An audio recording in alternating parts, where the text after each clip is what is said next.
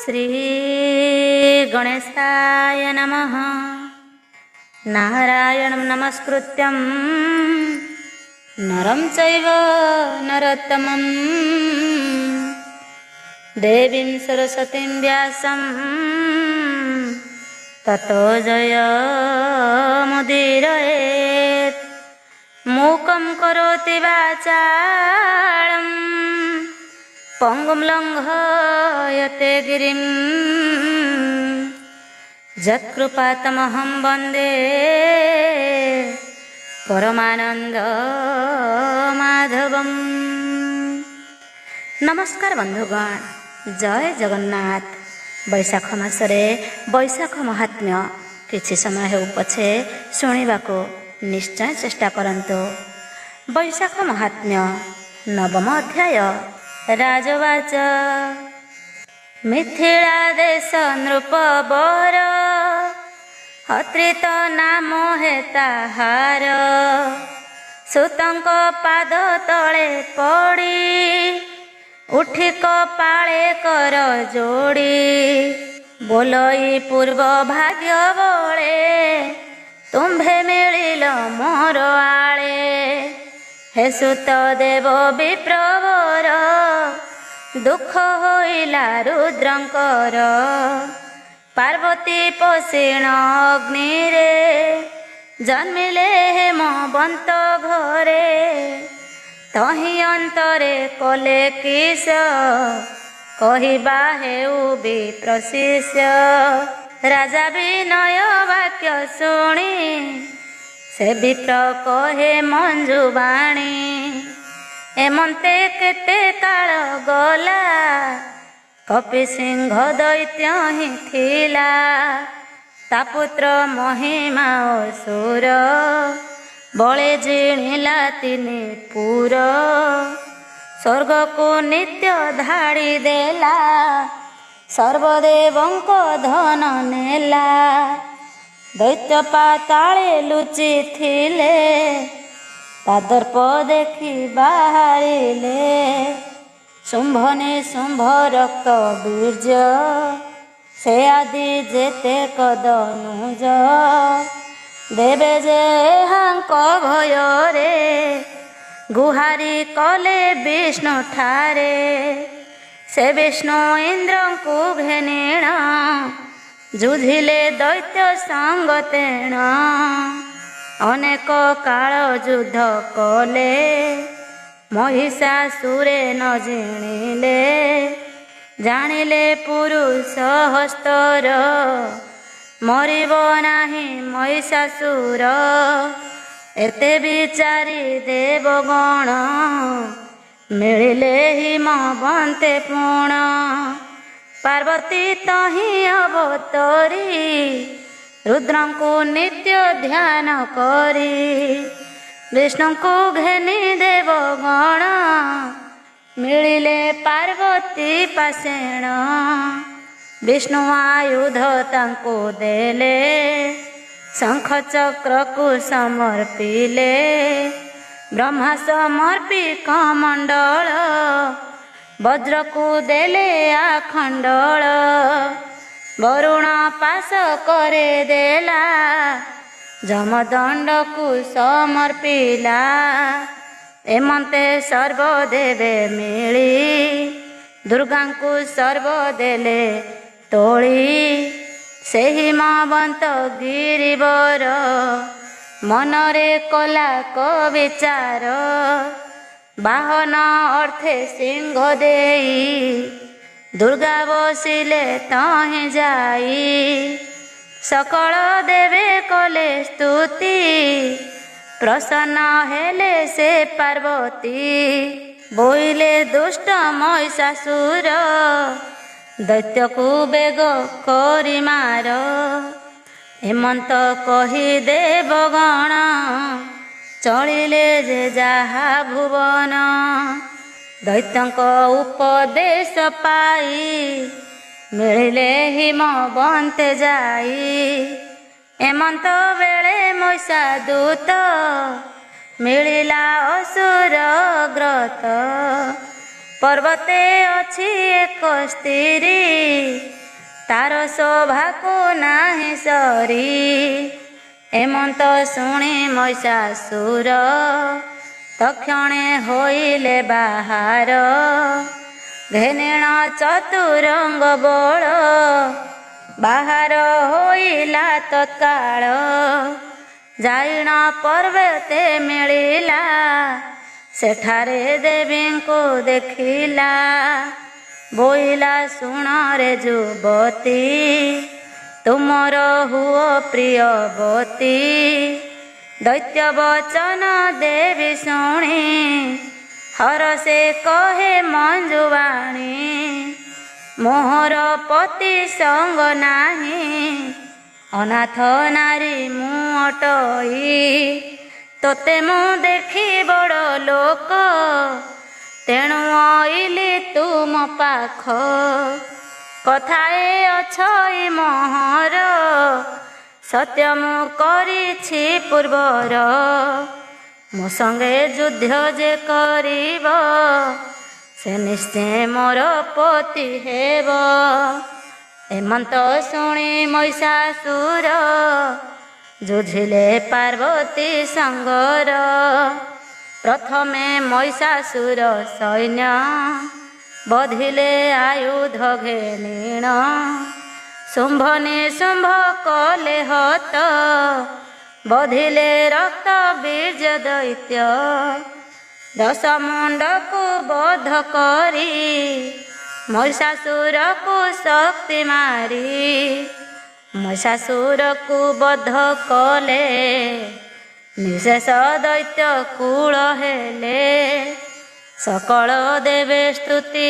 कले पार्वती प्रसन्न होइले विचार कले देव गणे रुद्र जे रहिले तर्पणे हेमंते हेब दप नष्ट पार्वती संगे हेब भेट एते विचारी देव गण कंदर्प पाश कुराइण ता संगे बसंत कुराई होइले शीघ्र जाओ तुही रुद्रंक तप भग्न कर बेगेण मार काम सर इंद्र आज्ञा रे काम गला रुद्र तपवने मिलिला देखिण रुद्र तप घोर पशि न पारिले पाखर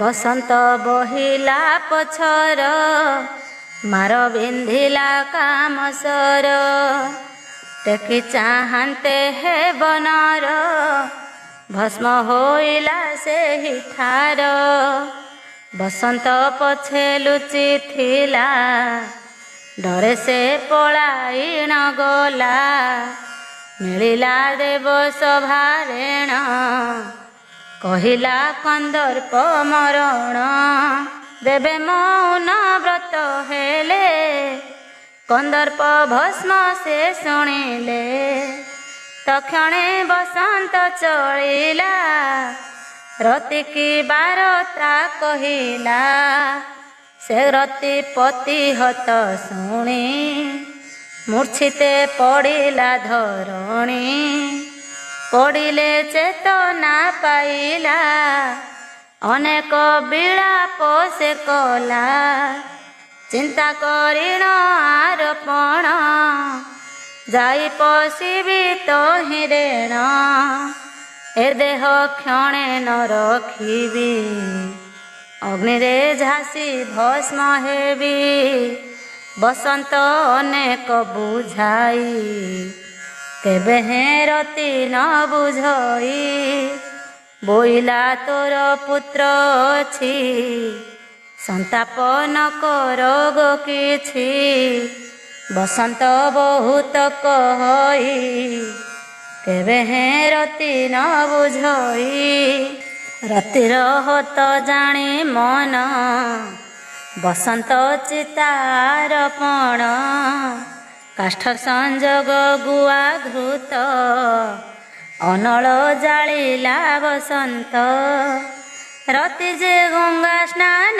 କରି ଆତ୍ମା ଉତ୍ସର୍ଗ ବିଧି ସାରି ଅଗ୍ନିରେ ପସନ୍ତେ ତରୁଣୀ ପ୍ରକାଶେ ହେଲା ଶୂନ୍ୟ ବାଣୀ ରତିକୁ ଅନଳେ ନ ପଶ ନଦୀୟ କାରଣେ ଝାସ ପତିର ସଙ୍ଗ ନ ପାଇବୁ ବ୍ୟର୍ଥେ ଦଗଧ ହୋଇବୁ ଏତେ କହିଣ ଦେବ ଗଣ ତାପାସେ ମିଳିଲେ ଆଶ୍ଳିଣ ବୋଇଲେ ତୋର ପୂର୍ବ ଦୋଷ ତେଣୁ ତୋ ସ୍ୱାମୀ ଗଲା ନାଶ ଏମନ୍ତ ଶୁଣିଣ କାମିନୀ ବ୍ରହ୍ମାଙ୍କ କଲା କଦଇନି ବ୍ରହ୍ମା ବୋଇଲେ ରତି ଶୁଣ ତୋହର ପତି ଜନ୍ମ ଗୁଣ ସୁନ୍ଦର ନାମେ ନୃପ ବର ତୋ ପୂର୍ବେ ଭାରି ଯା ତାହାର କେଡ଼େ ସୁନ୍ଦର ତେଜପତି ପରପୁରୁଷେ କଲୁ ରତି ସେ ଦୋଷ କାଳେ ଫଳିଲା ତେଣୁ ତୋ ପତି ଭସ୍ମ ହେଲା ପୁଣି କେତେ କାଳ ଅନ୍ତରେ କୃଷ୍ଣ ହୋଇବେ ଅବତାରେ ତାହାଙ୍କ ଭାରି ଯା ରୁକ୍ମିଣୀ ପ୍ରତ୍ୟକ୍ଷେ ଜନ୍ମ କମଳିନୀ କନ୍ଦର୍ପ ତାହାର ଗର୍ଭରେ ଜନ୍ମିବ କୃଷ୍ଣର ବୀର୍ଯ୍ୟରେ କୃଷ୍ଣର ଘରେ ହେବ ଜନ୍ମ ନାମ ତା ହୋଇବ ପ୍ରଦ୍ୟୁମ୍ନ ସମ୍ବର ଘରେ ରହିଥିବୁ ତହିଁ ତୁ ପ୍ରଦ୍ୟୁମ୍ନେ ବରିବୁ ଭେଟ ପାଇବୁ କେତେବେଳେ ବ୍ୟର୍ଥେ ନ ପୋଷଣଳେ ବୈଶାଖ ମାସ ଧର୍ମ କର ସେ ଦୋଷ ହୋଇବୁ ନିସ୍ତାର ନିତ୍ୟ ଗଙ୍ଗାରେ କର ସ୍ନାନ ଦିଅ ତୁ ପାଣି ପଣା ଦାନ ବିପ୍ରଙ୍କ ପାଦେ ସେବା କର ଏତେ କହିଣ ବେଦବର ବୈକୁଣ୍ଠ ଭୁବନକୁ ଗଲେ ରତି କର୍ମକୁ ଆଦରିଲେ ବୈଶାଖେ କଲେ ଗଙ୍ଗା ସ୍ନାନ ଅନେକ କଲେ ଦାନ ପୁଣ୍ୟ ସେ ପୁଣ୍ୟ ପାପ ବିନାଶିଲେ ଉତ୍ତମ ଗତି କିଲ ଭିଲେ ସକୃତ ରାଜାର ଆଗର ସେ ସୁତ ଦେବ ବିପ୍ରବର କହିଲେ ଶୁଣ ନରନାଥ କର ଏ ବୈଶାଖ ବ୍ରତ ଭଣିଲେ ଭାବେ ମୂର୍ଖ ରାମ ଏ ଅଧ୍ୟାନବ ଯେ ପ୍ରମାଣ ଇତି ଶ୍ରୀ ସ୍କନ୍ଧ ପୁରାଣେ ବୈଶାଖ ମହାତ୍ମ୍ୟେ ବ୍ରହ୍ମା ନାରଦ ସମ୍ବାଦେ ଦକ୍ଷ ଯଜ୍ଞ ବ୍ୟବସ୍ଥା ମହିଷାସୁର ବଧ କନ୍ଦର୍ପ ଦଗ୍ଧ ରତି ପୂର୍ବ ଜନ୍ମ ବୈଶାଖ ପ୍ରଶଂସା କଥନେ ନାମ ନବମ ଅଧ୍ୟାୟ। ଦଶମ ଅଧ୍ୟାୟ। ଶ୍ରୀସୁତ ଉବାଚ ଏ ଅନ୍ତେ ସୁତ ଦେବ ମଣି ଶୁଣ ମିଥିଳା ନୃପମଣି ବୈଶାଖ ମାସ ସ୍ନାନ କରି ରତି ପାଇଲା ରତି ନାରୀ ପାର୍ବତୀ ହିମବନ୍ତ ଘରେ ରହିଲା ଦୁହିତା ଭାବରେ ତପେ ରହିଲେ ଦେବହର ପୂର୍ଣ୍ଣାଙ୍ଗ ପାଦ ପମୂଳର ଦେହନନ୍ତରେ ହେଲା କିସ ସେ କଥା ଶୁଣ ନୃପ ଈଶ ତାରକା ନାମେଣ ସୁର ପୂର୍ବେ ସେ ତପ କଲା ଘୋର ଅନେକ କାଳ ତପ କଲା ତପେ ସେ ବ୍ରହ୍ମାଙ୍କୁ ତୋଷିଲା ଦିନେ ତାହାର ତପସ୍ଥାନେ ବ୍ରହ୍ମା ମିଳିଲେ ତୋଷ ମନେ ବୋଇଲେ ମାଗି ଘେନ ବର ଦେବି ସେ ସତ୍ୟ ଏ ମୋହର, ତାରକା କହେ ବେଦବର, ମୋତେ ଯେ ମନ୍ତ ଦେବ ବର। ଦେବ ମନୁଷ୍ୟ ଯେ ରାକ୍ଷସ, କାହିଁରେ ନହିବି ମୁଁ ନାଶ। ରୁଦ୍ରର ହୋଇଲେ କୁମର, ମୁଁ ନାଶ ହେବି ତା ହସ୍ତର। ସେ ବ୍ରହ୍ମା ଅସ୍ତୁ ବାକ୍ୟ କହି, ଦୈତ୍ୟକୁ ଗଲେ ବର ଦେଇ। ସେଦିନୁ ତାରକା ଅସୁର, ବଳେ ଜିଣିଲା ତିନି ପୁର। ଯୁଦ୍ଧେ ସେ ଇନ୍ଦ୍ରଙ୍କୁ ଜିଣିଲା, ଦେବଙ୍କୁ ବହୁ ଦୁଃଖ ଦେଲା। ଇନ୍ଦ୍ରାଦି ଦେବଗଣ ଯେତେ, ମିଳିଲେ ବ୍ରହ୍ମାଙ୍କ ଗ୍ରତେ। ବୋଇଲେ ତାରକା ଅସୁର, ବଳେ ଜିଣିଲା ତିନି ପୁର। ଦୁଷ୍ଟ ତାରକା ଦୈତ୍ୟ ଡରେ, ରହି ନ ପାରିଲୁ ସ୍ୱର୍ଗରେ। ତାହାର ସୈନ୍ୟ ପ୍ରମିତ, ସ୍ୱର୍ଗକୁ ଧାଡ଼ି ଦେଲା ନିତ୍ୟ। ତା ଡରେ ସର୍ବଦେବ ଗଣ, ତୁମ୍ଭରେ ପଶିଲୁ ଶରଣ। ଦେଖିଣ ଦେବଙ୍କ ଆରତ, ବୋଇଲେ ପାର୍ବତୀଙ୍କ କାନ୍ତ। ସେ ଦୈତ୍ୟ ରୁଦ୍ର ପୁତ୍ର କରେ, ଅବଶ୍ୟ ମରିବ ସମରେ। ରୁଦ୍ର ତ ଅଛନ୍ତି ତପରେ, ପାର୍ବତୀ ହିମବନ୍ତ ଘରେ। ସେବେନି ହୋଇଲେ କାନ୍ତ, ତହିଁରୁ ପୁତ୍ର ହେବ ଜାତ। ତେବେ ସେ ଦୈତ୍ୟ ହେବ ନାଶ, ନହିଲେ ସର୍ବକାଳେ ଥିବ। ଏତେ ବିଚାରି ଦେବ ଗଣ, ନାରଦ ମିଳିଲେ ତକ୍ଷଣ। ତାଙ୍କୁ କହିଲେ ପ୍ରଜାପତି, ତପରେ ଈଶ୍ୱର ଅଛନ୍ତି। ତୁମ୍ଭେ ତାହାଙ୍କ ଠାକୁ ଯିବ, ପାର୍ବତୀ ଆଗରେ କହିବ। ପାର୍ବତୀ ବସିଛନ୍ତି ଧ୍ୟାନେ, ଈଶ୍ୱର ଲଭିବା ବିଧାନେ। ତାହାଙ୍କୁ ପ୍ରବୋଧି କହିବ, ରୁଦ୍ରଙ୍କୁ ବିଭା କରାଇବ। ନାରଦ ବୃହସ୍ପତି କଲେ, ହର ଗୌରୀ ବିଭା କଲେ। ସକଳ ଦେବଗଣ ତହିଁ, ବିଭାରେ ବର ଯାତ୍ରୀ ହୋଇ।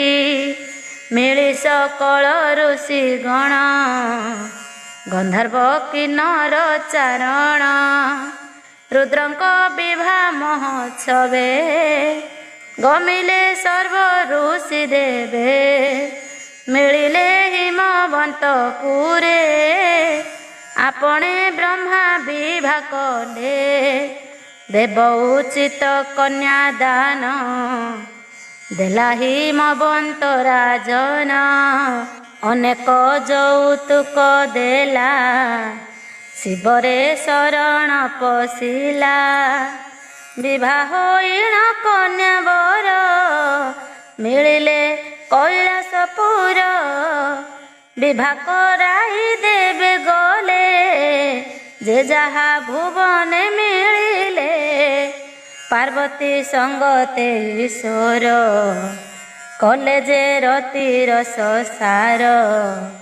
ସହସ୍ର ବର୍ଷ ଦେବ ବସେ, ରହିଲେ ରତି ରଙ୍ଗର ସେ। କ୍ଷଣେ ହେ ବିଶ୍ରାମ ନହିଲା, ଈଶ୍ୱର ବୀର୍ଯ୍ୟ ନ ଚଳିଲା। ପାର୍ବତୀ ଯେ ମର୍ମ ସ୍ଥାନରୁ, ରଜସ୍ଖଳିତ ନହିବାରୁ। ହୋଇଲେ ଉନ୍ମତ୍ତ ଭବିଷ୍ୟ, ବଢ଼ିଲା ରତି ରଙ୍ଗରସ। ତାରକା ଅସୁରର ଡରେ, ଦେବେ ଭାଳିଲେ ଚିନ୍ତା ଭରେ। ସକଳେ କଲେ କବିଚାର, ପୁତ୍ର ଯେ ନହିଲା ରୁଦ୍ରର।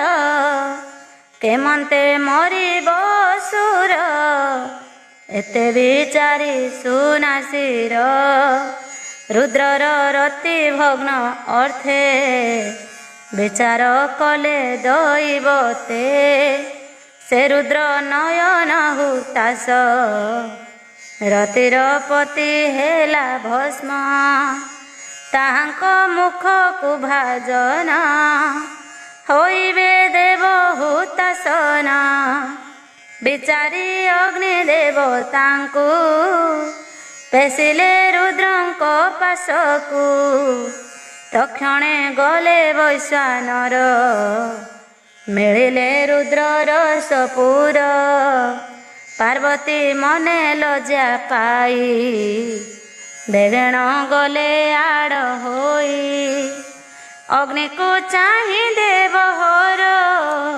ବୋଇଲେ ଆହେ ବୈଶ୍ୱାନର ପାପିଷ୍ଠ ତୋର ଯୋଗୁ କରି ଏ ସୁଖ ଭାଙ୍ଗିଲା ମୋହରି ଏମନ୍ତ ବୋଲି ଦେବରାଜ ତ୍ୟଜିଲେ ଅଗ୍ନି ମୁଖେ ବୀର୍ଯ୍ୟ ରୁଦ୍ର ବୀର୍ଯ୍ୟରେ ସେ ଅନଳ ଗର୍ଭ ହୋଇଲା ତତ୍ପର ଦିନକୁ ଦିନ ଗର୍ଭ ଟାଣ ଅନଳ ପାଇଲା କଷଣ ଅନେକ ଦୁଃଖ ସେ ପାଇଲା ତତ୍ପର ଗର୍ଭ ଯେ ହୋଇଲା ଦେଖିଣ ଅଗ୍ନିର ବିକଳ ବିଚାର କଲେ ଦେବକୁଳ ଯାଇ ମିଳିଲେ ଗଙ୍ଗା କୂଳେ ଗଙ୍ଗାକୁ ବହୁ ସ୍ତୁତି କଲେ ହରସ ହେଲେ ଗଙ୍ଗା ଦେଇ ବୋଇଲେ ସର୍ବଦେବେ ଥାଇ ତୁମ୍ଭ ସ୍ୱାମୀଙ୍କର ଯେ ବୀଜ ଧରି ନ ପାରିଲେ ସେ ତେଜ ସେ ତାଉ ସନେ ନ ପାରିଲେ ତୁମ୍ଭେ ତା ଧର ଗୋ ବୋଇଲେ ଗଙ୍ଗା ତା କଲେ ସ୍ୱୀକାର ଉଦ୍ଗାର କଲେ ବୈଶ୍ୱାନର ସେ ବୀଜ ଗଙ୍ଗାରେ ପଡ଼ିଲା ଏମନ୍ତେ କେତେ ଦିନ ଗଲା ଗଙ୍ଗା ତା ଧରି ନ ପାରିଲା ଥୋଇଣ ସରୋବରେ ଗଲା ସେ ସରୋବରେ ଶମ୍ଭୁରେ ତ ଦିଶିଲା ପ୍ରଭା ମୂର୍ତ୍ତିମନ୍ତ ବ୍ରହ୍ମା ପେଶିଲେ ବୃତ୍ତିକାକୁ ବେଗେ ତୁ ରୁଦ୍ରର ବୀର୍ଯ୍ୟକୁ ତାହାକୁ ଷଡ଼ମୁଖ କରି ଜନ୍ମାଓ ତାରା ଦୈତ୍ୟରି ଆଜ୍ଞା ପାଇଣ ଷଡ଼ମୁଖ ପୁତ୍ରକୁ କଲେ କ ପ୍ରତ୍ୟକ୍ଷ ଏମନ୍ତେ କେତେ ଦିନ ଅନ୍ତେ ହର ପାର୍ବତୀ ଗମି ଜାନ୍ତେ ପାର୍ବତୀ ପୁତ୍ର ଦେଖିବାରୁ କ୍ଷୀର ଯେ ସ୍ରବିଲା ସ୍ତନରୁ ବୋଇଲେ ଶୁଣି ମାଈଶ୍ୱର ପୁତ୍ରକୁ ଦେଖିଣ ମୋହର ସ୍ତନରୁ କ୍ଷୀର ତ ସ୍ରବିଲା ଏକଥା ବିପରୀତ ହେଲା ତା ଶୁଣି ବୋଇଲେ ଈଶ୍ୱର ଏ ପୁତ୍ର ଅଟଇ ତୁମ୍ଭର ପୂର୍ବେ ଯେ ରମଣ ବେଳରେ ଦେବତା ମାନଙ୍କ ବିଚାରେ ଅଗ୍ନି ମୋ ଠାରୁ ବୀର୍ଯ୍ୟ ନେଲା ସେ ପୁଣି ଧରି ନ ପାରିଲା ଗଙ୍ଗାରେ ପକାଇଲା ନେଇ ସେ ଗଙ୍ଗା ନ ପାରିଲା ସହି ସରୋବରରେ ପକାଇଲା ତହୁଁ ଏ ପୁତ୍ର ଜାତ ହେଲା ପାର୍ବତୀ ଏମନ୍ତ ଶୁଣିଲେ ବେଗେ ପୁତ୍ରକୁ କୋଳ କଲେ ସାଷ୍ଟାଙ୍ଗେ ବୁଲାଇଲେ କର ସ୍ତନ ଭାଙ୍ଗିଣ ଦେଲେ କ୍ଷୀର ବୃଷଭ ପିଠିରେ ଆରୋହୀ ପୁତ୍ରକୁ କୈଳାସ ନେଇ ପାର୍ବତୀ କଲେ କପାଳନ ପୁତ୍ରର ନାମ ଷଡ଼ାନନ ଏମନ୍ତ କେତେ ଦିନ ଗଲା, ତାରକା ଅସୁର ବଢ଼ିଲା। ତାହାକୁ ରୁଦ୍ର ସୁତ ହସ୍ତେ, କୁଟେ ମରାଇ ଦଇବତେ। ସୁଖେ ରହିଲେ ସ୍ୱର୍ଗପୁର, ଶୁଣି ମିଥିଳା ଦଣ୍ଡଧର। ବୈଶାଖେ ହାଜେ ଶୁଣଇ, ସେ ଚତୁର୍ବର୍ଗ ଫଳ ପାଇ। ଏ ବ୍ରହ୍ମା ନାରଦ ସମ୍ବାଦ, ଶୁଣନ୍ତେ ନ ଲାଗେ ପ୍ରମାଦ। ଦଶମ ଅଧ୍ୟାୟ ହେଲା ଶେଷ, ଭାବେ ଭଣିଲେ ରାମଦାସ। ଇତି ଶ୍ରୀମତ୍ ସ୍କନ୍ଧ ପୁରାଣେ ବୈଶାଖ ମହାତ୍ମ୍ये ନାରଦ ଅମ୍ବରୀଶ ସମ୍ବାଦେ ଷଡ଼ାନନ ଜନ୍ମ କଥନେ ତାରକାସୁର ବଧ ନାମ ଦଶମ ଅଧ୍ୟାୟ। ଏକାଦଶ ଅଧ୍ୟାୟ। ଶ୍ରୀଶତ ଉବାଚ ଶୁଣିଲୁ ସୁଗ୍ରୀବ ରାଜନ, ମହାଦେବଙ୍କର ବିଧାନ। ଏବେ ତୁ ଶୁଣ ହୋ ନୃପତି, ବୈଶାଖ ମାସ ଧର୍ମ ରୀତି। ଏବେ ତୁ ଶୁଣ ହୋ ନୃପତି, ବୈଶାଖ ମାସ ଧର୍ମ ରୀତି। ତୁ ଯେବେ କରିପାରୁ ପୁଣ୍ୟ, କହିବା ଶୁଣ ନରୋତ୍ତମ। ବୈଶାଖ ଧର୍ମ ତୁମ୍ଭେ କର, ବସିବ ବୈକୁଣ୍ଠପୁର। ବିଷ୍ଣୁ ପ୍ରତିମା ବେଶ କରି, ବୈଶାଖ ପୂଜା କର ହରି। ହରିହରଙ୍କୁ କର ତୋଷ, ପାଇବୁ ବୈକୁଣ୍ଠେ ବାସ। ବୈଶାଖେ ଛତ୍ର ଦାନ କର, ଛତ୍ର ଉଡ଼ିବ ତୋର ଶିର। ତୋହର ଯେତେ ସୀମା ମାନ, କରିବୁ ଜଳ ଛତ୍ର ଦାନ। ବିପ୍ରମାନଙ୍କୁ ସେବା କରି, ତୀର୍ଥ ଜଳରେ ସ୍ନାନ ସାରି। ଦରିଦ୍ରେ ଦେବୁ ଅନ୍ନଦାନ, ଲକ୍ଷେ ତୁ ଦିଅ ହୋବସନ। ସୁପାତ୍ରେ ଦାନ କରି ନୀତି, ଲଭିବୁ ନିର୍ମଳ ଭକତି। ଅଗ୍ନିରେ ନୀତି କର ହୋମ, ସୁବର୍ଣ୍ଣ ଦେଉଥିବୁ ଦାନ। ତୁଳସୀ ମାଳା ଘେନି ହସ୍ତେ, ଜପ ତୁ କରୁଥିବୁ ନିତ୍ୟ। ଦେବତା ପିତୃଙ୍କୁ ତର୍ପଣ, କର ତୁ ଜଳ ତିଳ ଦାନ। ଚିତ୍ତେ ତୁ କୋପ ନ କରିବୁ, ଜୀବରେ ଦୟା କରିଥିବୁ। ଦୟା ଉପରେ ଧର୍ମ ନାହିଁ, ମିଥ୍ୟା ଉପରେ ପାପ କାହିଁ। ରାଗ ମିଥ୍ୟାକୁ କର ଦୂର, ବସିବୁ ବୈକୁଣ୍ଠପୁର। ଏବେ ହୋ ଶୁଣ ନରପତି, ଯେଇତିହାସର ଭକତି। ପୂର୍ବେ ଯେ ସତ୍ୟ ଯୁଗ ରେଣ, ବଙ୍ଗଦେଶର ନୃପରାଣ।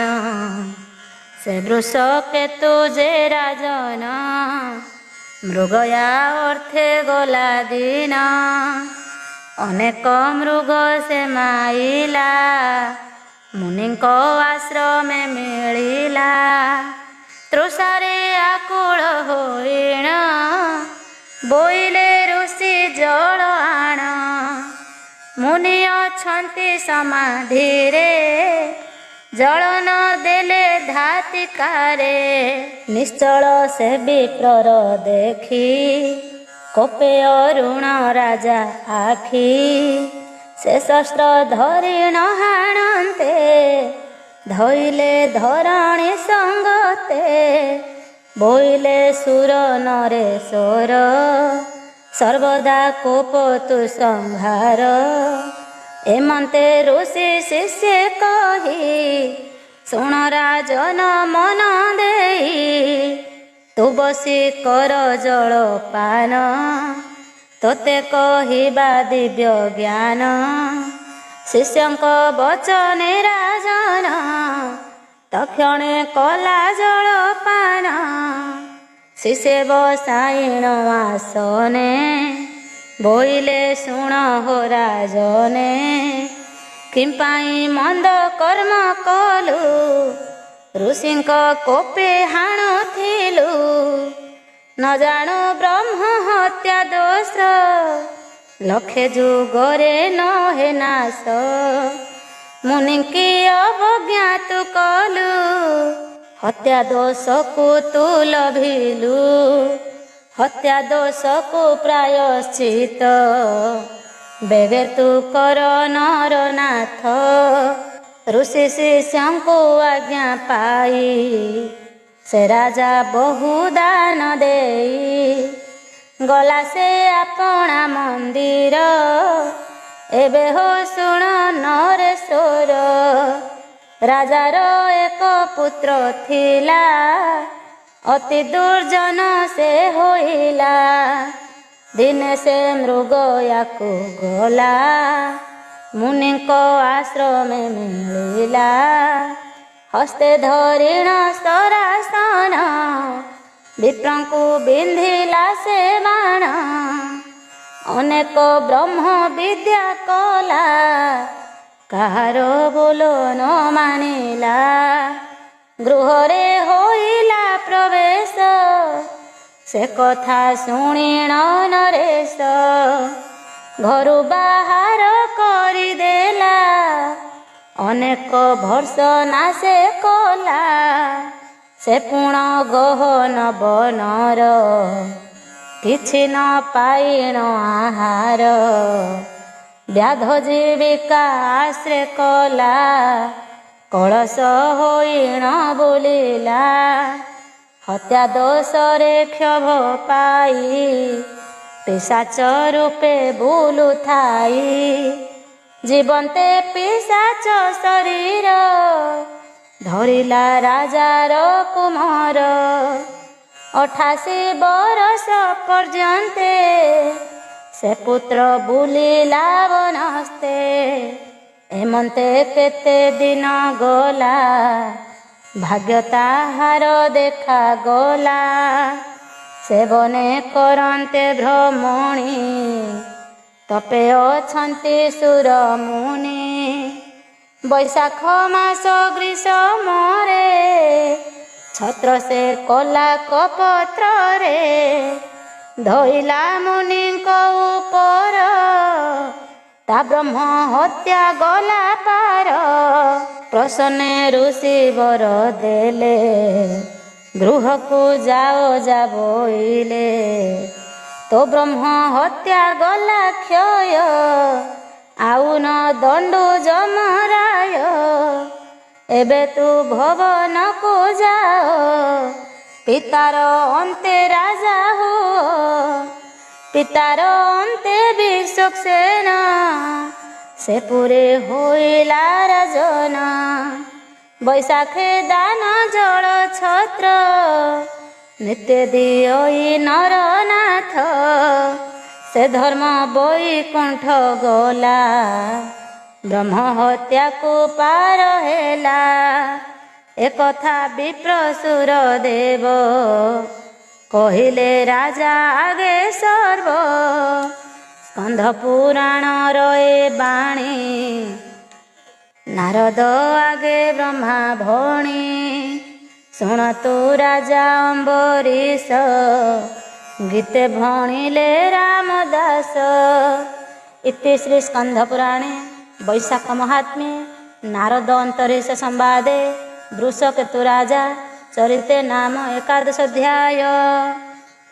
12 ଅଧ୍ୟାୟ ରାଜବାଜ କହନ୍ତି ସତକୃତ ରାଜା ଶୁଣି ମା ବିପ୍ର ମହାତେଜା ସୁଲଭ ବୈଶାଖ ଧର୍ମ ତୁମେ ଯେ କହିଲ ଉତ୍ତମ ବୈଶାଖ ମାସ ଧର୍ମ ମତ ହୋଇଲା କେଉଁଠାରୁ ଜାତ ରାଜାର ବାକ୍ୟ ବିପ୍ର ଶୁଣି ଧର୍ମ ସେ କହନ୍ତି ବଖାଣି ପୂର୍ବେ ଏହା ଏକ ମହିମତି ଇକ୍ଷ୍ୱାକୁ ବଂଶେଣ ଉତ୍ପତ୍ତି ନାମ ତାହାର କୀର୍ତ୍ତିମାନ ଯଶସ୍ୱୀ ଅଟଇ ରାଜନ ଦିନେ ସେ ମୃଗୟାକୁ ଗଲା ବଶିଷ୍ଠ ଆଶ୍ରମେ ମିଳିଲା ମହାତ୍ମ୍ୟ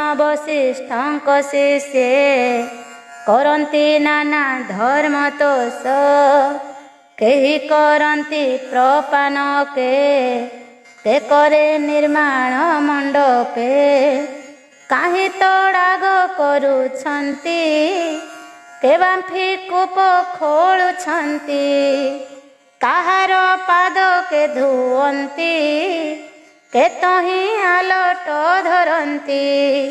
ଶ୍ରୀନାରାୟଣ ବାଚ କାହାକୁ ଦିଅନ୍ତି ଫୁଲ ମାଳ କାହାକୁ ଦିଅନ୍ତି ସେ ଜଳ କାହାକୁ ଲେପନ୍ତି ଚନ୍ଦନ କାହାକୁ ଇକ୍ଷୁ ଦଣ୍ଡ ଦାନ କାହାକୁ ଛତ୍ର ଦେଉଛନ୍ତି ପାଦୁକା ଉପାନ ଦିଅନ୍ତି କସ୍ତୁରୀ ଚନ୍ଦନ ମିଶାଇ କେତହିଁ ପିଚିକା ମାରୋଇ ରାଜା ସେମାନଙ୍କୁ ଦେଖିଲେ କେ ତୁମ୍ଭେ ବୋଲି ପଚାରିଲେ ବିପ୍ରେ ବୋଇଲେ ହେ ନରେଶ ଆମ୍ଭେ ଯେ ବଶିଷ୍ଠଙ୍କ ଶିଷ୍ୟ ବିପ୍ରେ ବୋଇଲେ ହେ ବ୍ରାହ୍ମଣ ଏ କର୍ମ କର କି କାରଣ ରାଜା ବଚନେ ବିପ୍ରେ କହି ବୈଶାଖ ମାସ ଧର୍ମ ଏହି ବଶିଷ୍ଠ ଋଷିଙ୍କ ଆଜ୍ଞାରେ ଏ ଧର୍ମ କରୁଛୁ ମାର୍ଗରେ ଉଜ୍ଜଳ ଆମ୍ଭ ଗୁରୁଦେବ ଜାଣନ୍ତି ଯୋଗ ବଳେ ସର୍ବ ଏମନ୍ତ ଶୁଣି ନୃପବର ମିଳିଲା ଋଷିଙ୍କ ଛାମୁର ସହସ୍ରେ ଦଣ୍ଡବତ କଲେ ମୁନିଙ୍କ ଛାମୁରେ ବସିଲେ ବୋଇଲା ଶୁଣ ଋଷି ବର ଅପୂର୍ବ ଦେଖିଲି ମାର୍ଗର ତୁମ୍ଭର ଶିଷ୍ୟ ଗଣ ମାନ ପଥେ ଦିଅନ୍ତି ଜଳଦାନ କି ଧର୍ମ ହୋଇ ତହିଁ କହ ଶୁଣିଣ ଫିଟୁ ମୋ ସନ୍ଦେହ ରାଜା ବଚନେ ମୁନି କହି ଶୁଣିମା ହେଉ ନର ସାଇଁ ସକଳ ମାସ ପରେ ଶ୍ରେଷ୍ଠ ବୈଶାଖ ସବୁ ହୁଁ ଗରିଷ୍ଠ ନୀତି ସେ ଜଳ ଛତ୍ର ଦେଇ ଛତ୍ର ଯେ ଆବର ପାଣ୍ଡୋଇ ଏ ଆଦି ଯେତେ ଦ୍ରବ୍ୟମାନ ନିତ୍ୟ ଯେ ଦିଅଇ ରାଜନ ବୈଶାଖ ମହାତ୍ମ୍ୟ ଶୁଣଇ ଶ୍ରୀ ଭାଗବତେ ରତ ହୋଇ ରୁଦ୍ରଙ୍କୁ କରଇ ଦର୍ଶନ ବିଷ୍ଣୁଙ୍କୁ କରଇ ପୂଜନ ତୃତୀୟ ବାର ସ୍ନାନ କରି ହବିଷ୍ୟ ଅତିଥିଙ୍କି ବରି ବିପ୍ରମାନଙ୍କୁ ଡକାଇବା ବେଦକୁ ଶ୍ରବଣ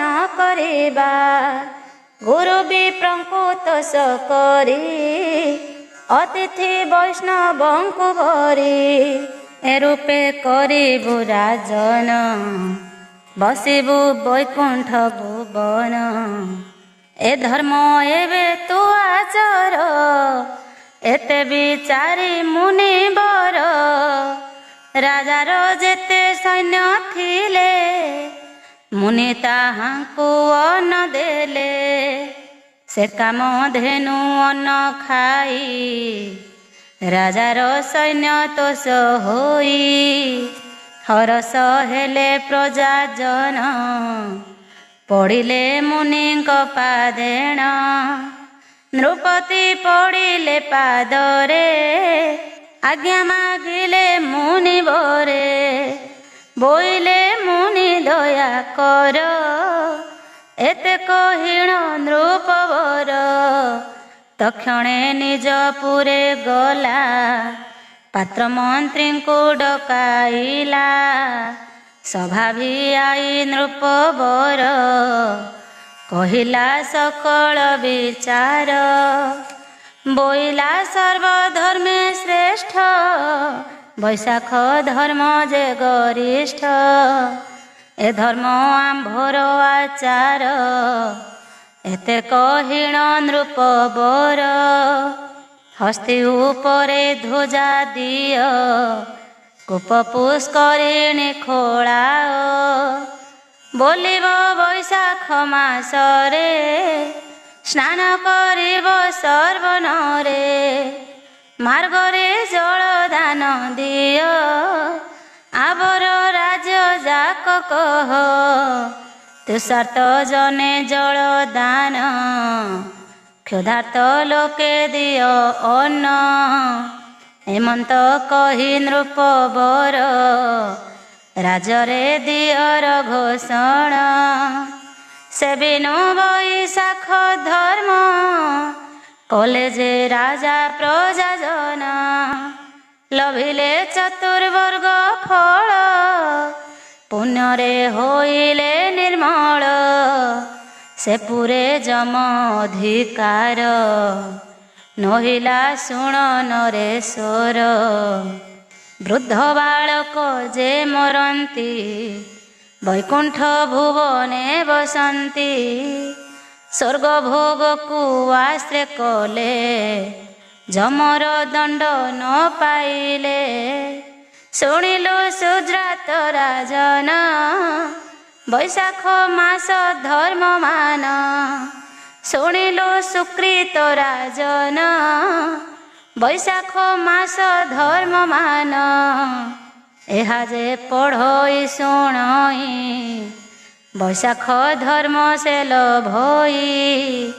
ତୁମ୍ଭେ ବୈଶାଖ ଧର୍ମ କର, ବସିବ ବୈକୁଣ୍ଠପୁର। ଏ ଧର୍ମ ବ୍ରହ୍ମାଙ୍କ ଆଗର, କହିଅଛନ୍ତି ଚକ୍ରଧର। ନାରଦ ଅମ୍ବରୀଶ ଆଗେ, କହିଲେ ପୁରାଣେ ସଂଯୋଗେ। ବୈଶାଖ ମହାତ୍ମ୍ୟ ଏ ରସ, ଭାବେ ଭଣିଲେ ରାମଦାସ। ଇତି ଶ୍ରୀ ସ୍କନ୍ଧ ପୁରାଣେ ବୈଶାଖ ମହାତ୍ମ୍ये ବ୍ରହ୍ମା ନାରଦ ସମ୍ବାଦେ ନାମ ଦ୍ୱାଦଶ ଅଧ୍ୟାୟ। ତ୍ରୟୋଦଶ ଅଧ୍ୟାୟ। ରାଜବାଚ। ହେମନ୍ତ ବିପ୍ରର ବଚନ, ଶୁଣି ସନ୍ତୋଷ ରାଜା ମନ। ତଦନ୍ତେ ପୁଣି ହେଲା କିସ, କହିବା ହେଉ ବ୍ରହ୍ମା ଶିଷ୍ୟ। ସେ ସୁତ ଦେବ ତହୁଁ ଭଣି, ଶୁଣ ସକୃତ ନୃପମଣି। ସେ ରାଜା ଧର୍ମ ବଳ ଗ୍ରାସେ, ଯମନ ପଶିଲା ତା ଦେଶେ। ଦିନେ ସେ ସଞ୍ଜୀବନୀ ନାଥ, ଯାତନାରେ ସେ ଉପଗତ। ଦେଖିଲା ଯାତନା ମଧ୍ୟରେ, ପାପୀ ଅଛନ୍ତି ବହୁତରେ। ତା ଦେଖି ଯମ ସ୍ତମ୍ଭୀଭୂତ, ଡକାଇ ମନ୍ତ୍ରୀ ଚିତ୍ରଗୁପ୍ତ। ଚିତ୍ରଗୁପ୍ତ ଯମକୁ କହି, ଶୁଣିବା ହେଉ ଜନ୍ତୁ ସାଇ। ଇକ୍ଷ୍ୱାକୁ ବଂଶରେ ରାଜନ, ନାମ ତାହାର କୀର୍ତ୍ତିମାନ। ସେ ରାଜା ପରଜା ସହିତ, କରନ୍ତି ବୈଶାଖ ବ୍ରତ। ସହସ୍ରେ ଯୋଜନ ତା ସୀମା, ସହସ୍ରେ ତହିଁ ପୁଣ୍ୟତମା। ପୁଣ୍ୟର ବିନୁ ପାପ ନାହିଁ, କିମ୍ପାଇଁ ଲେଖିବୁ ଗୋସାଇଁ। ଆମ୍ଭର ଅଧିକାର ନାହିଁ, ଶୁଣିମା ହେଉ ଜନ୍ତୁ ସାଇ। ଏମନ୍ତ ଶୁଣି ଜନ୍ତୁ ଅରି, ମହିଷ ପୃଷ୍ଠେ ବିଜେ କରି। ବିଧାତା ଛାମୁରେ ମିଳିଲା, ସାଷ୍ଟାଙ୍ଗେ ଦଣ୍ଡବତ କଲା। ବୋଇଲା ଶୁଣ ବେଦବର, ଛାଡ଼ିବି ଅଧିକାର ମୋର। ଶୁଣିଣ ଜନ୍ତୁପତି କଥା, ଯମକୁ ପୁଛିଲେ ବିଧାତା। କିମ୍ପାଇଁ ବଇ ଗୁଣ ତୋର, ସଂକ୍ଷେପି କହ ମୋ ଆଗର। ତା ଶୁଣି କୃତାନ୍ତକ କହି, ଶୁଣିବା ସାବିତ୍ରୀର ସାଇଁ। ମର୍ତ୍ତ୍ୟ ଭୂମିରେ ନୃପ ବର, ବଡ଼ ପ୍ରତାପୀ ସେ ମର୍ତ୍ତ୍ୟର। ତା ସୀମା ସହସ୍ର ଯୋଜନ, ନାମ ତାହାର କୀର୍ତ୍ତିମାନ। ତାହାର ରାଜ୍ୟର ମଧ୍ୟର, ମୋର ନହିଲା ଅଧିକାର। ଏମନ୍ତ ସମୟେ ନାରଦ, କରି ମିଳିଲେ ବୀଣା ବାଦ୍ୟ। ତାହାଙ୍କୁ ଦେଖି ପିତାମହ, ବୋଇଲେ ନାରଦ ତୁ କହ। କିମ୍ପାଇଁ ଯମ ଅଧିକାର, ହୋଇଲା ନାହିଁ ସେ ରାଜ୍ୟର। ବିଧାତା ମୁଖ ଏହା ଶୁଣି, କହେ ନାରଦ ମହାମୁନି। ହେ ପ୍ରଭୁ ପିତାମହ ଶୁଣ, ସେ ରାଜ୍ୟ କାମ କର୍ମହୀନ। ଭରଦ୍ୱାଜ ମୁଖ ଶୁଣିଲା, ବୈଶାଖ ଧର୍ମ ଆଚରିଲା। ଅନେକ ପାଣି ପଣା ସହ, ଛତ୍ରପାଦୁକା ଉପାନହ। ଆଦର ଦାନ ଦେଲେ ଯେତେ, ରାଜାଦି ପରଜା ସହିତେ। ଏମନ୍ତ ଶୁଣି ଦେବବର, କର୍ଣ୍ଣରେ ଦେଲେ ବେନିକର। ତହୁଁ ଉଠିଲେ ଧାତିକାର, ଯମ ଯେ ହୋଇଲା ବାହାର। ମହିଷ ଉପରେ ଉଠିଲା, ତକ୍ଷଣେ ସଞ୍ଜୀବନୀ ଗଲା। ସୈନ୍ୟ ସାଜିଣ ତତ୍କ୍ଷଣ, ମିଳିଲା ମର୍ତ୍ତ୍ୟ ଭୁବନେଣ। ଘେନିଣ କାଳ ଦଣ୍ଡ ପାଶ, ରାଜା ଭୁବନେ ପରବେଶ। ତାକୁ ଦେଖିଣ ନରପତି, ଥାଟ ସେ ସାଜିଲା ତଡ଼ତି। ଧର୍ମବନ୍ତ ସେ ମହିପାଳ, ଘେନିଣ ଚତୁରଙ୍ଗ ବଳ। ଯୁଝିଲା ଯମର ସଙ୍ଗତେ, ନାନା ଆୟୁଧ ଧରି ହସ୍ତେ। ଯୁଦ୍ଧ ସେ କଲା ମହାଘୋର, ଯମ ପେଶିଲା ନିଜ ଶର। ଦୁହିଁକି ଦୁହେଁ ମହାବଳୀ, ପର୍ବତ ପାରନ୍ତି ସେ ଚାଳି। ଏମନ୍ତ ବହୁ ଯୁଦ୍ଧ କଲେ, କେହି କାହାକୁ ନ ଜିଣିଲେ। ଦିନକୁ ଦିନ ଯୁଦ୍ଧ ଘୋର, ସ୍ୱର୍ଗେ କମ୍ପିଲା ସୁନା ଶିର। ଜାଣିଣ ଦେବ ନାରାୟଣ, ଚକ୍ରକୁ ପେଶିଲେ ତକ୍ଷଣ। ବୋଇଲେ ଭକ୍ତକୁ ମୋହର, ଅଧ ସେ ଦଣ୍ଡେ ଦଣ୍ଡଧର। ଚକ୍ର ତୁ ତତ୍କ୍ଷଣେ ଯାଅ, ଦଣ୍ଡଧରକୁ ଦଣ୍ଡ ଦିଅ। ବିଷ୍ଣୁ ଆଜ୍ଞାରେ ସୁଦର୍ଶନ, ମିଳିଲା ମର୍ତ୍ତ୍ୟରେ ବହନ। ବୁଲିଲା ଅନ୍ତରାଳ ହୋଇ, ଯମକୁ ଛେଦିବାର ପାଇଁ। ଯାଇ ମିଳିଲା ଯମ ପାଶ, ଦେଖିଣ ଯମ କଲା ତ୍ରାସ। ସଂଗ୍ରାମ ତେଜିଣ ପଳାଇ, ଚକ୍ର ଛାଡ଼ିଣ ନଦୀ ହୋଇ। ପଥ ନ ପାଇ ଜନ୍ତୁ ଧର, ରାଜାଙ୍କୁ ବୋଇଲା ଉତ୍ତର। ହେ ରାଜା ଦୋଷ କ୍ଷମା କର, ତନ୍ତ୍ରର ମୁଖରୁ ଧର। ଯମ ବିକଳ କଥା ଶୁଣି, ସେ ଧର୍ମଶୀଳ ନୃପମଣି। ବୋଇଲା ଜମ ଗଲେ ନାଶ ଆମ୍ଭର ହେବ କେଉଁ ଯଶ ଏମନ୍ତ ବିଚାରି ରାଜନ ବିଷ୍ଣୁ ଚକ୍ରକୁ କଲା ଧ୍ୟାନ ବୋଇଲା ସ୍ୱୟଂ ନାରାୟଣ ଯମକୁ ନଦିଅ କଷଣ ଏମନ୍ତ ବହୁ ସ୍ତୁତି କଲା ପ୍ରସନ୍ନ ସୁଦର୍ଶନ ହେଲା ସ୍ୱର୍ଗରେ ଦେବ ଦେଖୁଥିଲେ ରାଜାଙ୍କୁ ପୁଷ୍ପ ବୃଷ୍ଟି କଲେ ପ୍ରଶଂସା କଲେ ଦେବଗଣ ଧନ୍ୟ ତୁ ମର୍ତ୍ତ୍ୟ ନୃପରାଣ ମାନବ ହୋଇ ସମସ୍ତଙ୍ଗେ ଯୁଦ୍ଧକୁ କଲୁ ରଣ ରଙ୍ଗେ ଏମନ୍ତ ଦେବଗଣ କହି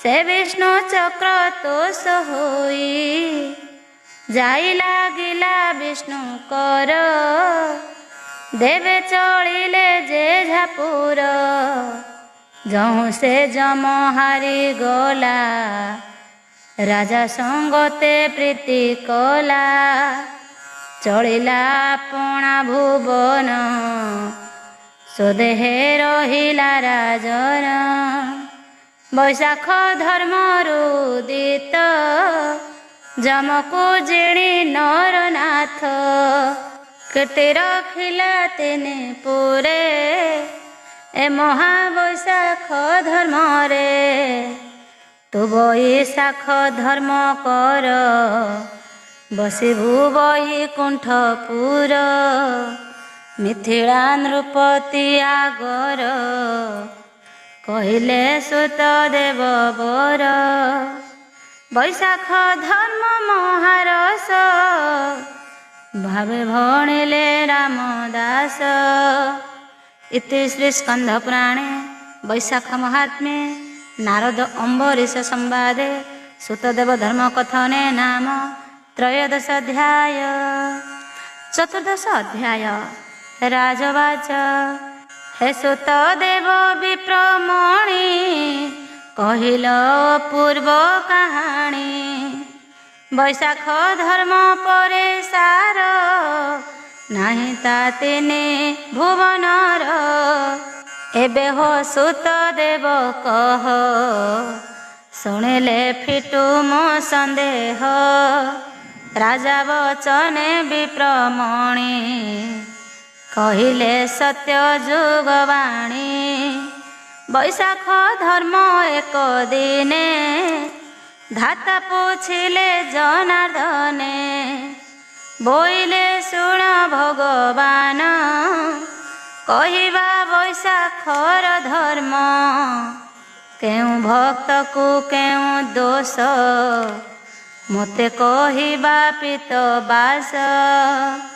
କୃଷ୍ଣ ବୋଇଲେ ଶୁଣ ଧାତା ଯେଉଁ ଭକ୍ତର ଯେଉଁ ଚିନ୍ତା ଭକ୍ତ ମୋହର ନିଜ ଦେହ ଭକ୍ତକୁ ମୋର ଅନୁଗ୍ରହ ଯେ ଭକ୍ତ ମୋ ନାମ ଜପଇ ସ୍ନାନ ସୌରବନ୍ତ ହୋଇ ନିତ୍ୟ ଯେ କରଇ ଭାଜନ ଦଣ୍ଡେ ବାକ୍ଷଣେ ଯେଉଁ ଜନ ନିତ୍ୟ ଯେ କରଇ ଭଜନ ଦଣ୍ଡେ ବାକ୍ଷଣେ ଯେଉଁ ଜନ ସେ ମୋର ନିଜ ସହୋଦର ହସି କହିଲେ ଦାମୋଦର ଯେ ଜନ ନାନା ବ୍ରତ କରେ ଉପବାସରେ ଦିନ ହରେ ଦୃଢ଼େ କରଇ ଏକାଦଶୀ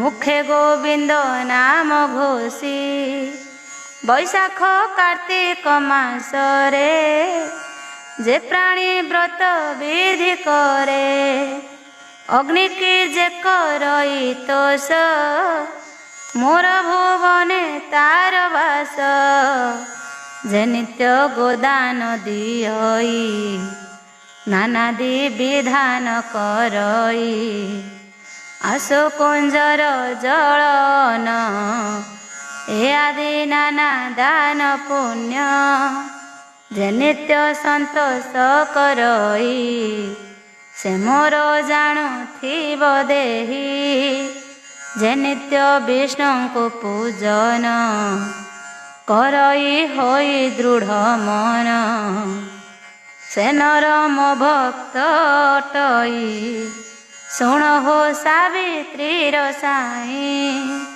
ସେ ଜନ ତୀର୍ଥକୁ ଗମଇ ସଂକଳ୍ପେ ସ୍ନାନ ଯେ କରଇ ଗଙ୍ଗାଦି ତୀର୍ଥେ করে স্নান তীর্থে দিয়ই নানা দান ସେ ନର ବୈକୁଣ୍ଠକୁ ଯାଇ ହସି କହିଲେ ଲକ୍ଷ୍ମୀ ସାଇଁ ହେମନ୍ତ ବହୁତ ପ୍ରକାରେ ଯେ ଜନ ଦୃଢ଼ ଚିତ୍ତ କରେ ପରକୁ ନିନ୍ଦା ନ କରିବ ମନରେ ହିଂସା ନ ବହିବ ବୃକ୍ଷ ନ କରିବ ଛେଦନ ନ ପୋତି ଜଳ କୀର୍ତ୍ତିମାନ ଯେ କୋପ ତଡ଼ାଗ ଖୋଳଇ ଯେ ଚ୍ୟୁତ ବୃକ୍ଷାଦି ରୋପଇ ପରକୁ କରେ ଉପକାର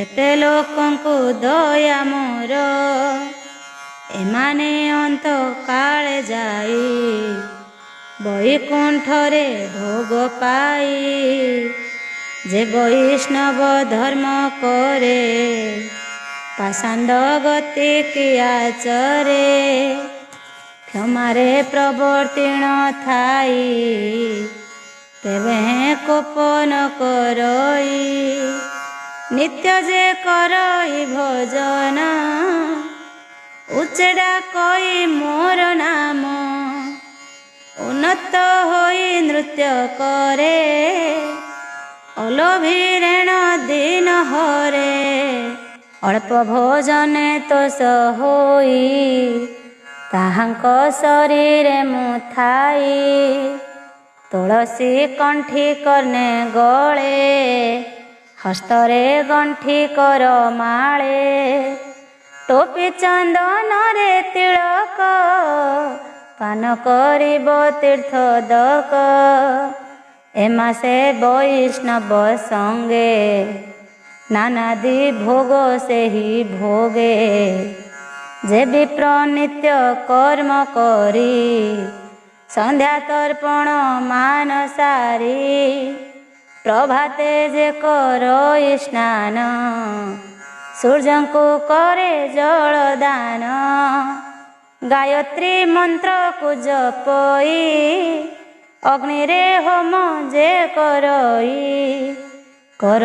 ପୂଜା ବୈଶ୍ୱଦେବ ଧର୍ମକୁ ଆଚରିଣ ଥିବ ଏମନ୍ତ ବିପ୍ର ବୈକୁଣ୍ଠରେ ବସିଣ ଆନନ୍ଦେ ବିହରେ ଚଣ୍ଡାଳୁ ବ୍ରହ୍ମ ଲୋକ ଯାଏ କେ ଗୃହ ଆଶ୍ରମରେ ଥାଏ ଅତିଥି କରଇ ସେବନ ନିତ୍ୟ ଦିଅଇ ଅନ୍ନଦାନ ତୀର୍ଥରେ ସ୍ନାନକୁ କରଇ ଅତିଥି ଦେବତା ପୂଜଇ ନିତ୍ୟ ବିପ୍ରଙ୍କୁ ସେବା କରେ ପୂଜଇ ଗୁରୁଙ୍କ ପୟରେ ପରକୁ ହିଂସା ନ କରଇ ସବୁ ରୂପରେ ମିତ୍ର ହୋଇ ଏମନ୍ତ ଲୋକ ଯେବେ ମରେ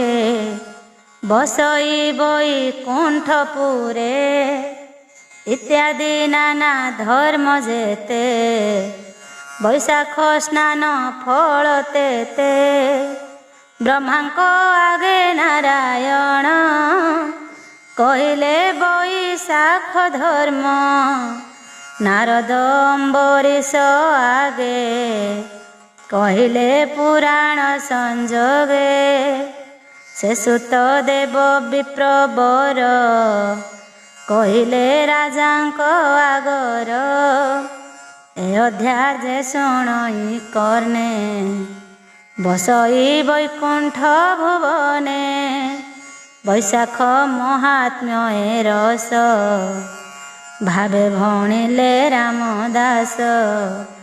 ଇତି ଶ୍ରୀ ସ୍କନ୍ଧ ପୁରାଣେ ବୈଶାଖ ମହାତ୍ମ୍ये ବ୍ରହ୍ମାନରଦ ସମ୍ବାଦେ ଧର୍ମୋପଦେଶ କଥନେ ନାମ ଚତୁର୍ଦଶ ଅଧ୍ୟାୟ। ପଞ୍ଚଦଶ ଅଧ୍ୟାୟ।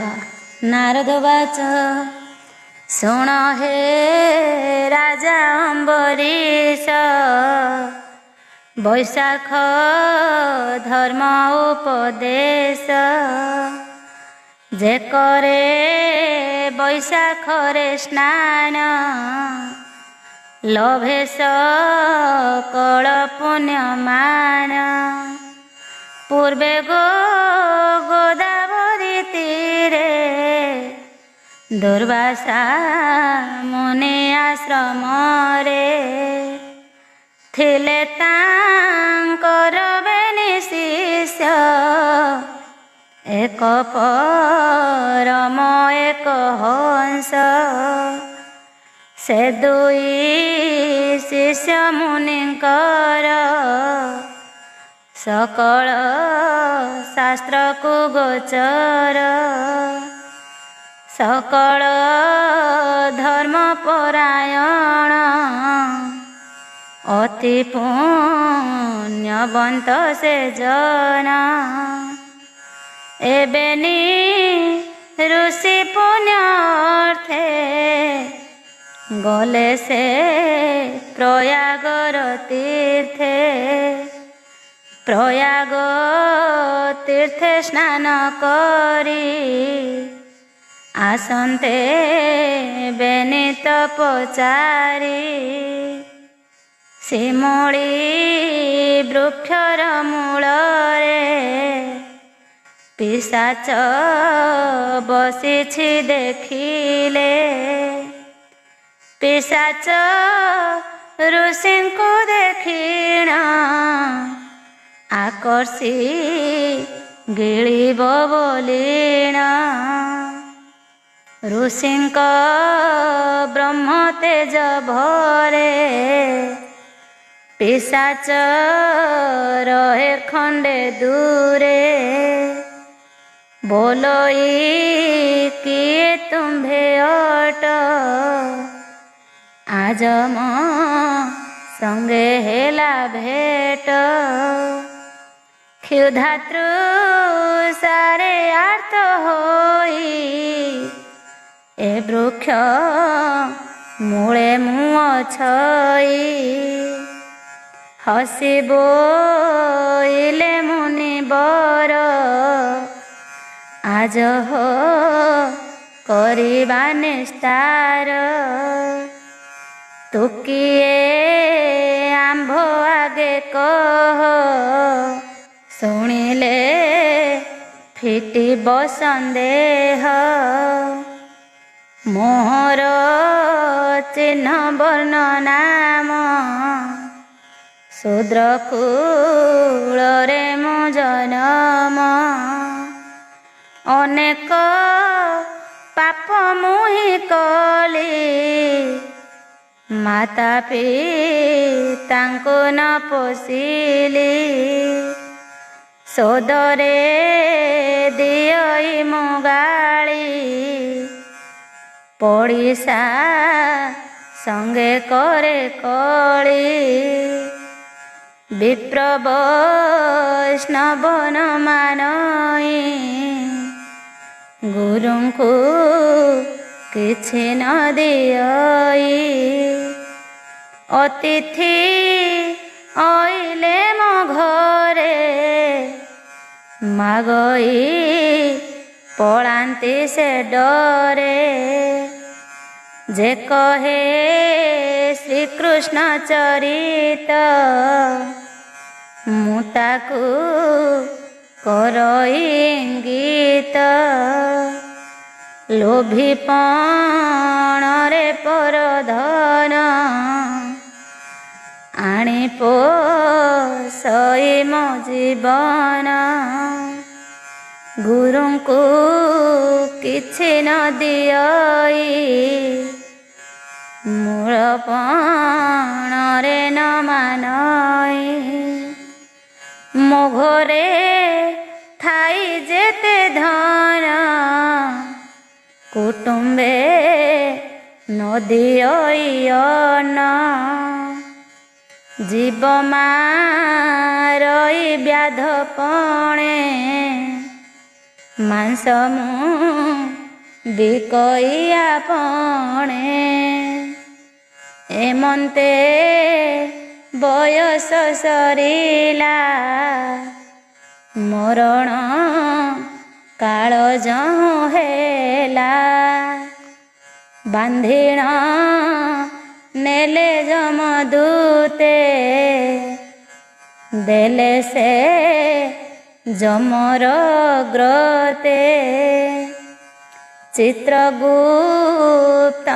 ପଚାରିଲା ଅନେକ ଦଣ୍ଡ ମୋତେ ଦେଲା ପିଶାଚ ହୋଇଅଛି ମୁହିଁ କେତେକ କାଳ ଗଲା ବହି ଭାଗ୍ୟେ ମୁଁ ତୁମକୁ ଭେଟିଲି ଦେଖିଣ କୃତାର୍ଥ ହୋଇଲି ପିଶାଚ ହୋଇ ଯେତେ କଷ୍ଟ ପାଇଲି ମୁହିଁ ତପନିଷ୍ଠ ମୋର ଯେଉଁ ଭକ୍ଷ୍ୟମାନ କହିବି ଶୁଣ ତପୋଧନ ଦୁର୍ଗନ୍ଧ ଦ୍ରବ୍ୟ ଯେ ସମସ୍ତ ଲାଳ ଖଙ୍କାର ପୂଜ ରକ୍ତ ମଳ ଯେ ବିଷ୍ଠା ବାନ୍ତି ମୂତ୍ର ଏହା ଖାଇଲେ ହୁଏ ତୃପ୍ତ ଯେତେ ସଂସାରେ ଫଳମୂଳ ଉତ୍ତମ ଦ୍ରବ୍ୟ ଆଦି ଜଳ ଏମତେ ଲାଗେ ସବୁ ବିଷ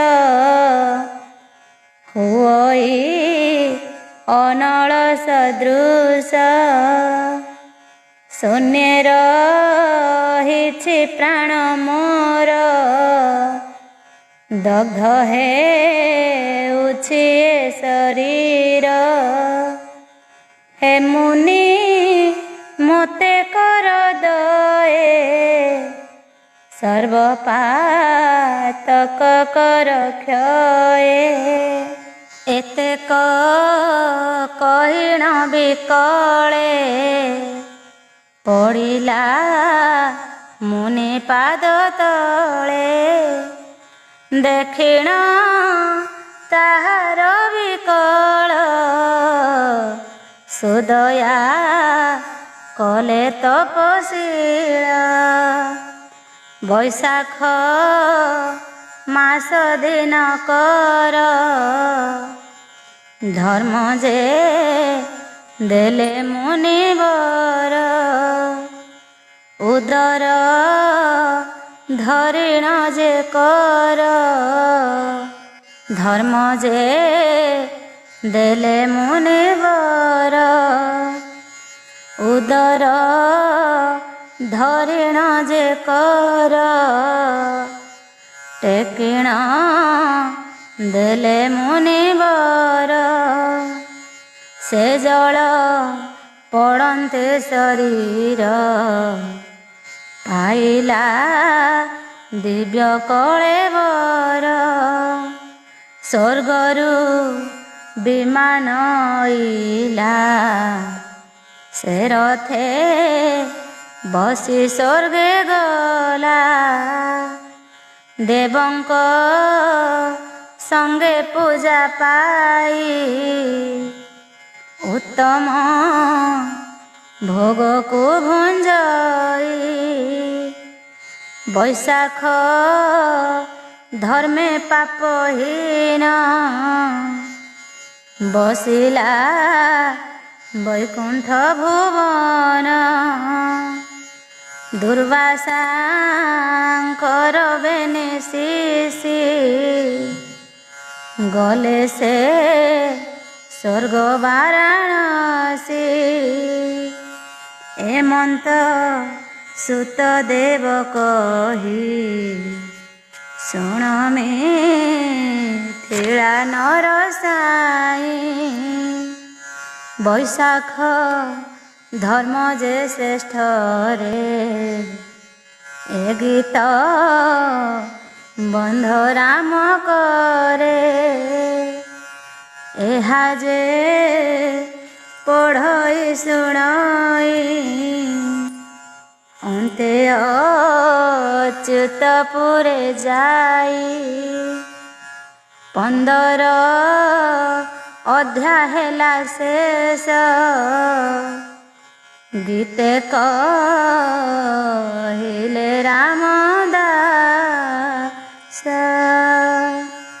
इति श्री स्कंध पुराणे वैशाख महात्म्ये नारद संवाद पिशाच मोक्षणे नाम 15 अध्याय।